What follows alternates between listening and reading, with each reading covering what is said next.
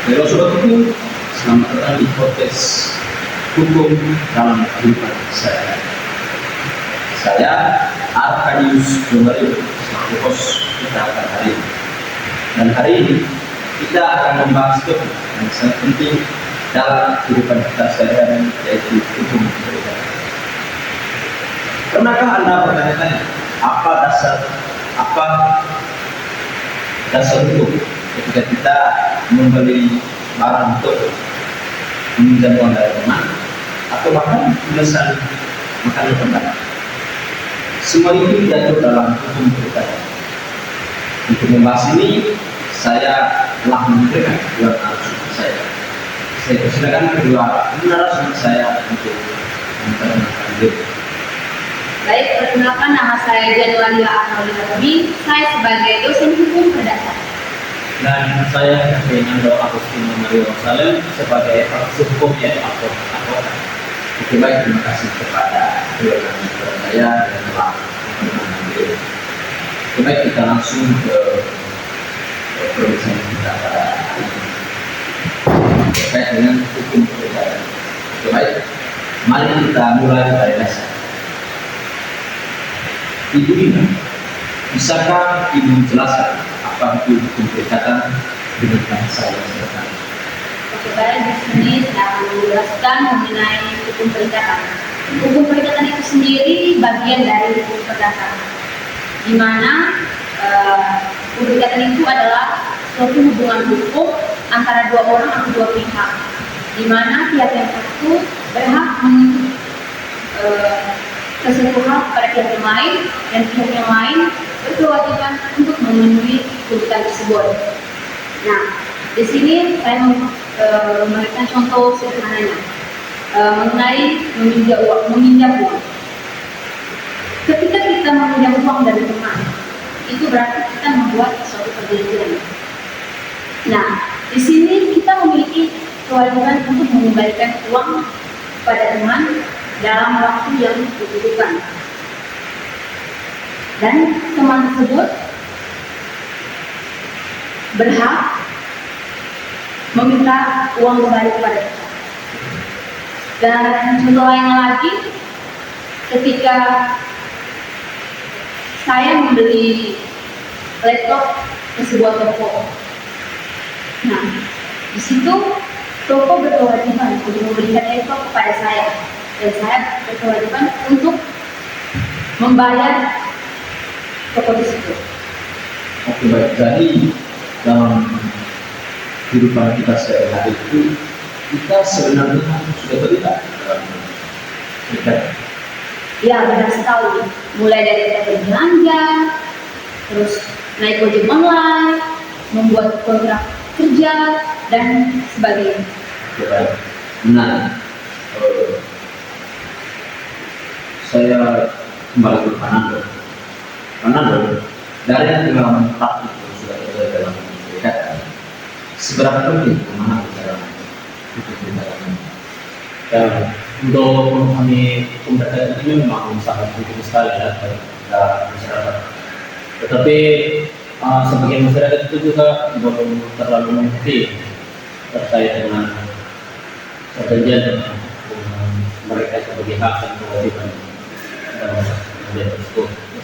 Dan juga saya sudah menangani beberapa kasus sengketa tentu seperti sengketa tanah yang pada salah satu pihak yang dirugikan, baik dalam masalah tanah yang tidak sesuai dengan prosedur. Oke, baik. Terima kasih kepada yang sudah berbicara tentang hukum perdata. Tentu ada yang namanya sumber hukum perdata. Nah, dari mana sih sumber hukum perdata itu muncul?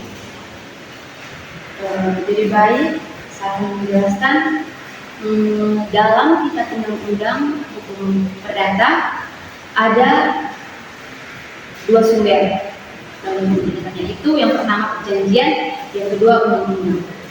Yang pertama itu kan perjanjian atau kontraknya, yaitu adalah suatu peristiwa di mana seseorang berjanji kepada orang yang lain untuk melakukan perjanjian tersebut. Nah, mereka melaksanakan suatu hal yang diperjanjikan. Contohnya itu seperti jual beli, sewa menyewa, atau perjanjian kerja dan sebagainya. Kalau undang-undang itu perikatan lahir dari ketentuan undang-undang. Jadi bukan sekedar hanya kesepakatan saja, tapi ada undang-undang yang mewakili. Saya ke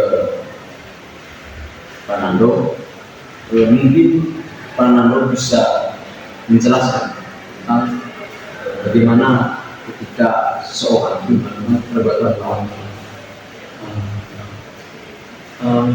Dalam proses perjanjian itu salah satunya bisa membuat perbuatan melawan hukum. Dan juga contoh perbuatan melawan hukum ini saya mengambil contoh dengan diri kita sehari-hari, yaitu tentunya kecil kita berkendara. Jadi contohnya seperti saya berkendara ke tempat kerja saya, dan dalam perjalanan itu mungkin saudara kita buru-buru ke kampus untuk mengikuti perkuliahan, tapi karena terlalu buru-buru jadi saudara Eka itu menyenggol atau tidak sengaja untuk menyenggol saya dan mengakibatkan kecelakaan. Begitu di mana saya bisa mengalami kerugian untuk biaya rumah sakit dan juga perbaikan motor. Oke, baik, Mas. Jadi meskipun tidak ada kontak tertulis ataupun kejadian sebelumnya, tapi ketika saya mengenalkan dengan orang lain, itu bisa muncul suatu kewaspadaan. Nah, itu betul sekali. Oke, baik. Masih berbicara tentang hukum perikatan. Dalam hukum perikatan juga ada yang namanya unsur-unsur dan syarat sahnya perjanjian. Kalau kita bicara tentang perjanjian sebagai sumber perikatan, apa saja unsur-unsur dalam perikatan? Mungkin Ibu Dina bisa jawab. Jadi baik, saya akan menjelaskan. Dalam hukum perikatan itu ada 5 unsur, yaitu yang pertama kaidah hukum, yang kedua kesepakatan, yang ketiga subjek hukum, yang keempat prestasi, yang kelima akibat hukum. Pasal 1320 KUHP Perdata mengatur 4 syarat sahnya perjanjian, di mana yaitu yang pertama adanya kesepakatan.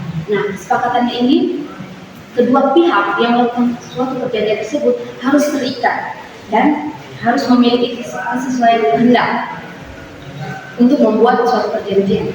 Yang kedua itu kecakapan atau cakap hukum. Kedua belah pihak yang melakukan suatu perjanjian harus cakap secara hukum atau sudah pas umur. Dan ketiga melakukan perjanjian itu para pihak harus mempunyai wewenang dan kemampuan dalam membuat suatu perjanjian tersebut. Yang ketiga itu suatu hal tertentu atau suatu pokok persoalan tertentu.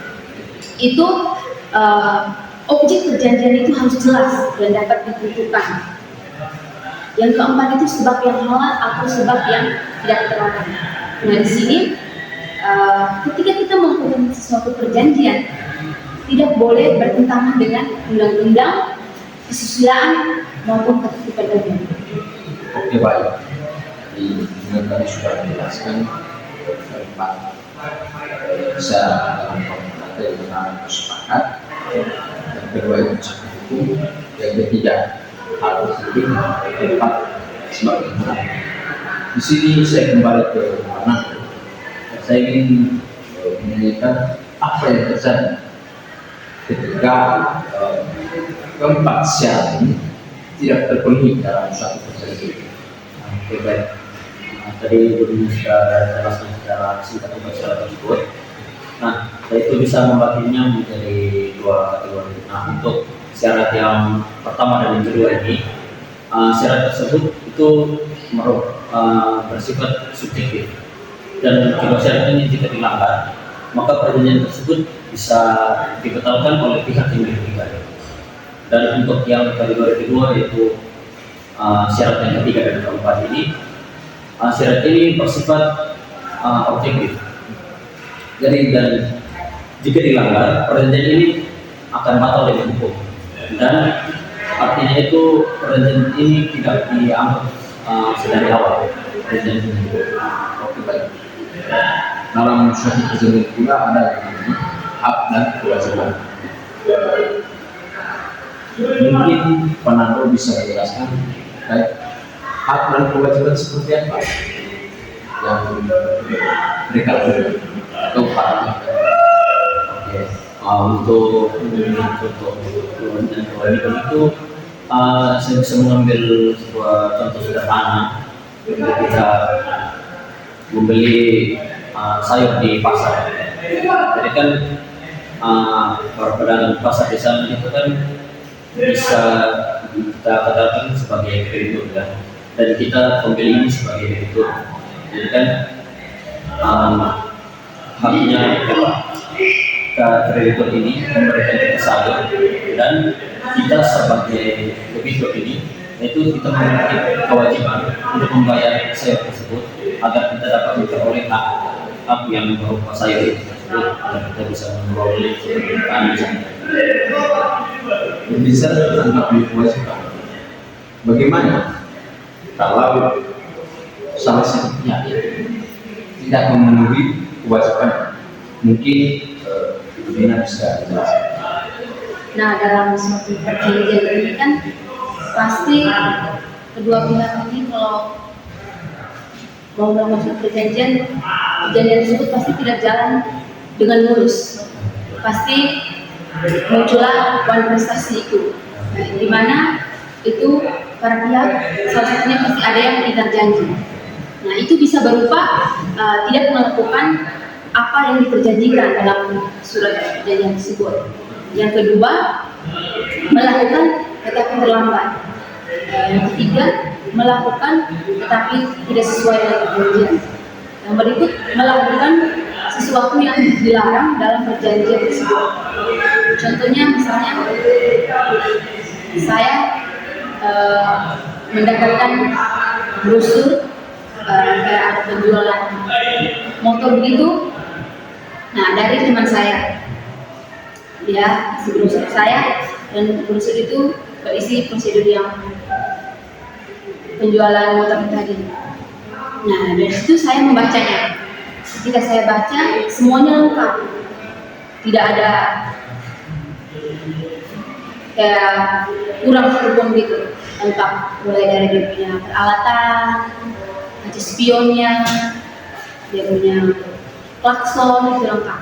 Nah, ketika saya pergi ke toko tersebut dan membelinya, dan barang itu saya bawa, dan saya melihat kembali ternyata ada kerusakan di barang tersebut.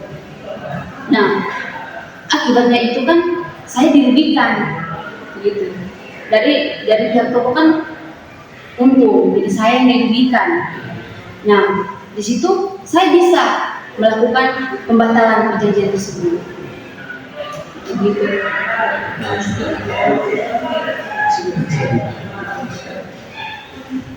Jadi ada yang asas. Jadi dasar-dasar ada 5 asas yang jadi dasar. Asas kedua, yang kedua asas konsensuasi, yang ketiga asas fakta saudara, yang keempat asas etikat baik, yang kelima asas kepribadian atau personalis. Oke, baik. Saya ingin pertanyaan itu mungkin bisa dijelaskan lebih detail lagi terkait dengan kelima asas ini. Saya bisa Lebih baik saya akan menjelaskan 2 asas, yaitu yang pertama kebebasan terbuka.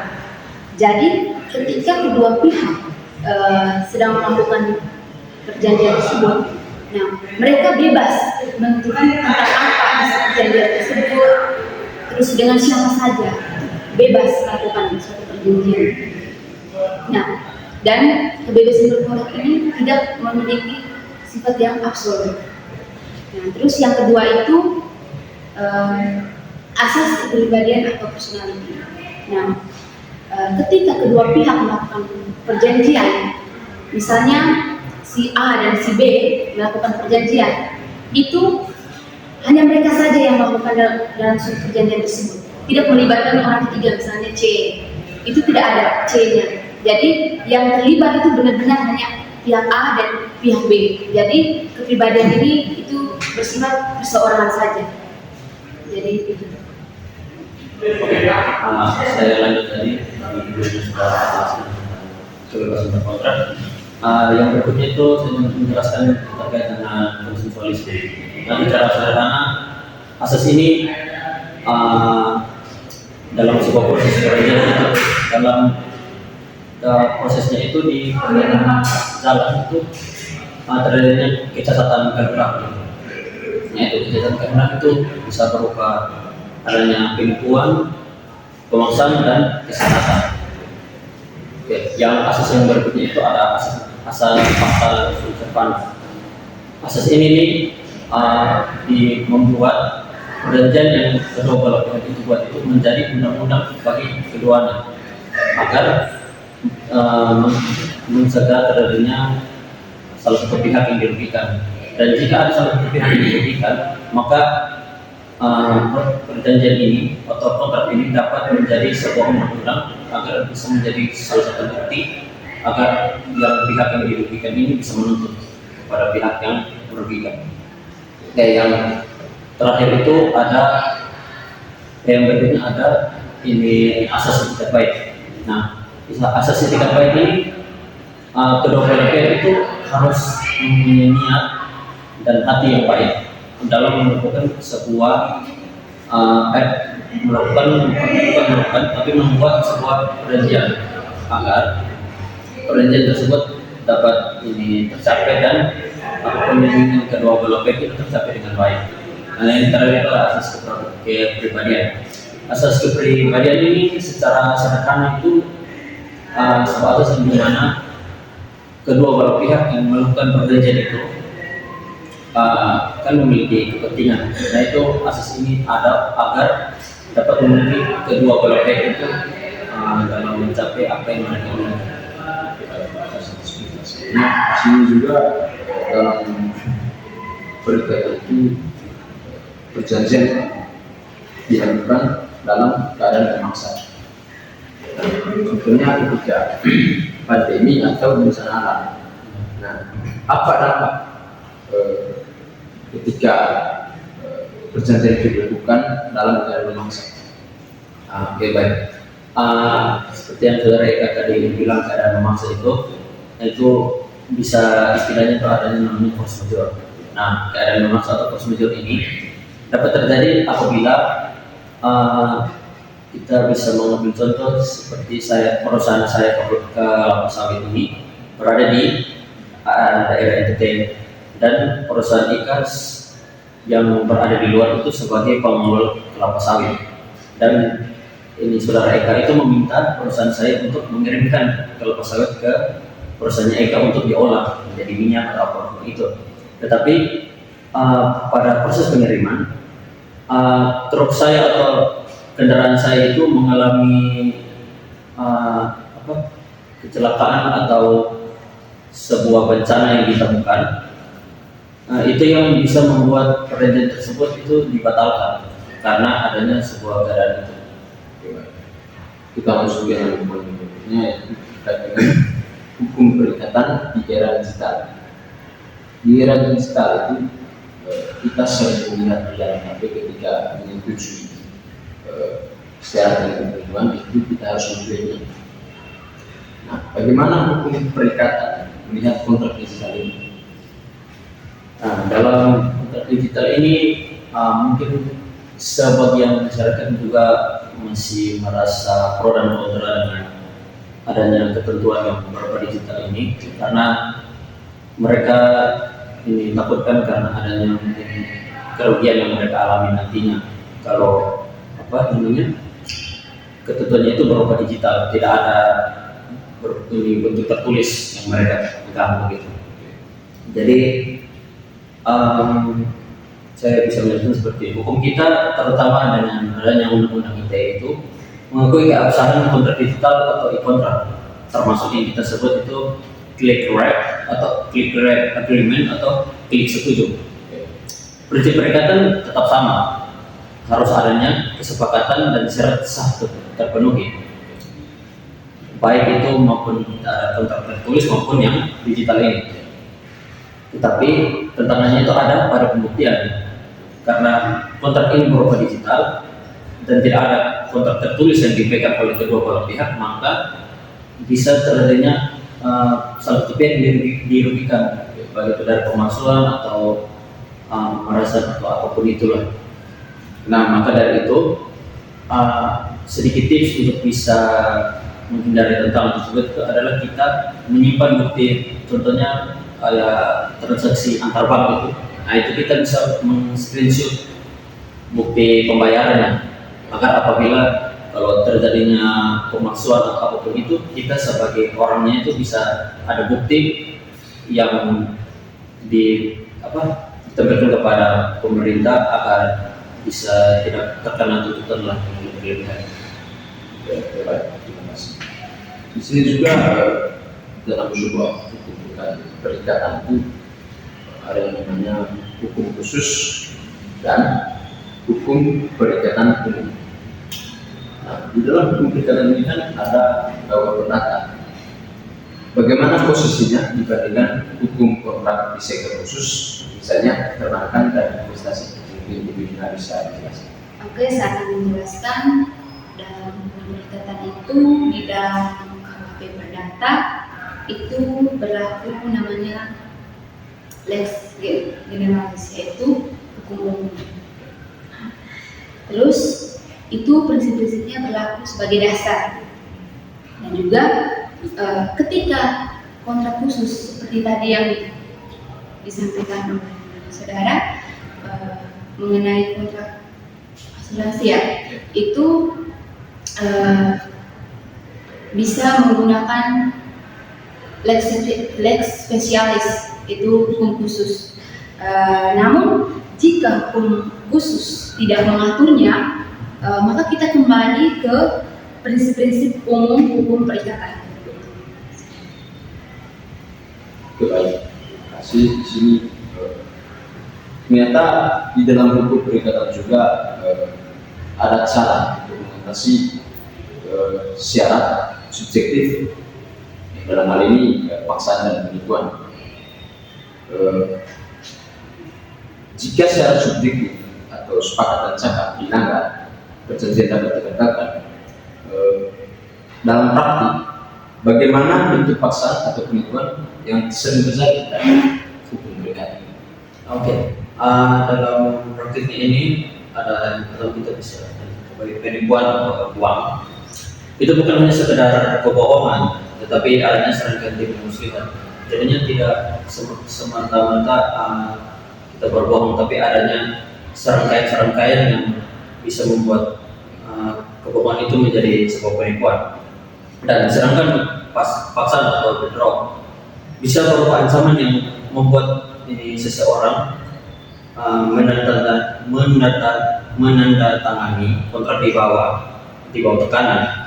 Yaitu mungkin seperti contohnya saya dengan saudara Eka melakukan sebuah perjanjian begitu, dan contohnya mungkin saya jalan judi begitu, saya menjual HP atau barang saya, tetapi saudara Eka tidak mau, jadi saya mengancamnya dengan senjata tajam begitu, yang untuk Eka menyetujui syarat yang saya buat atau perjanjian yang saya buat agar saya bisa mendapatkan uang dari Eka.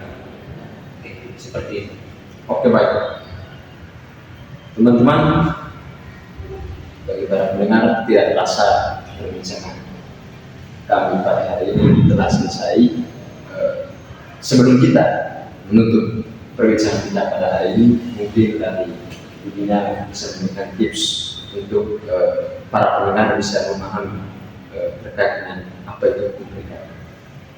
Baik, saya akan membagikan tips untuk para pendengar ataupun kita bertiga di sini.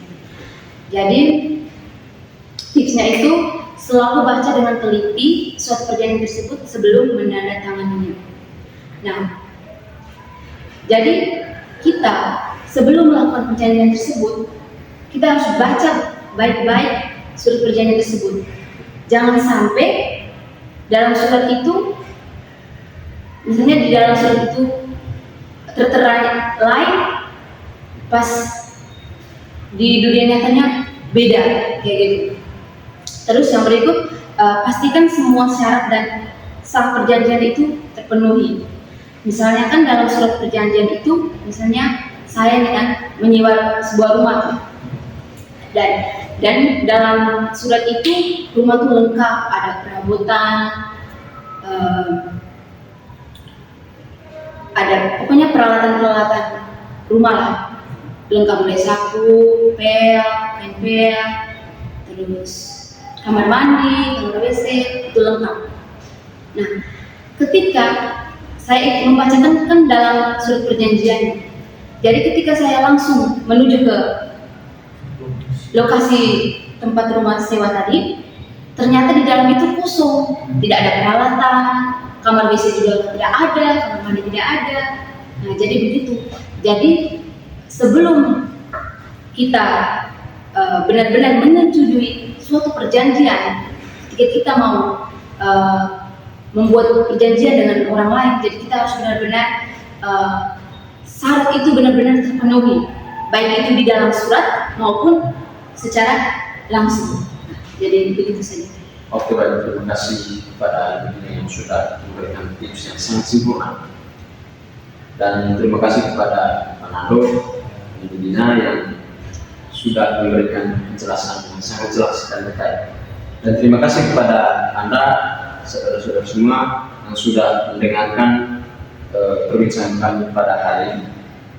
Ingat, memahami hukum perikatan adalah memahami hak dan kewajiban kita sehari-hari. Sampai jumpa di lain waktu. Sekian dan terima kasih. Selamat siang. See you next time. See you.